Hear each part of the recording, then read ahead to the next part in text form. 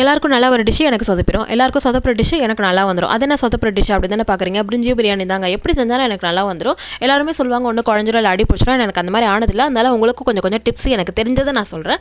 ஒரு குக்கரில் எண்ணெய் ஊற்றிக்கோங்க, வெங்காயம் போட்டுக்கோங்க, பட்டை கிராம்பு சோம்பு ஏலக்காய் எல்லாமே சேர்த்துக்கோங்க, புதினா சேர்த்துக்கோங்க. வதங்கின பிறகு இஞ்சி பூண்டு பேஸ்ட் போட்டு நல்லா வதக்கிக்கோங்க. இப்போ இந்த ஸ்டேஜில் நம்ம வெறும் பியூர் சில்லி மட்டும் தான் சேர்க்கணும்.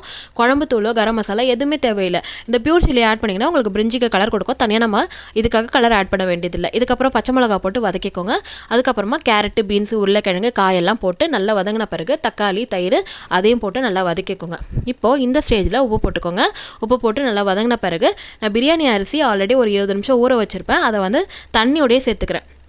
இந்த பிரியாணி அரிசிக்கு தண்ணி அளவு பார்த்தீங்கன்னா 1 கிளாஸ் அரிசிக்கு 1.5 கிளாஸ் தண்ணி குக்கருக்கு கரெக்டாக இருக்கும்.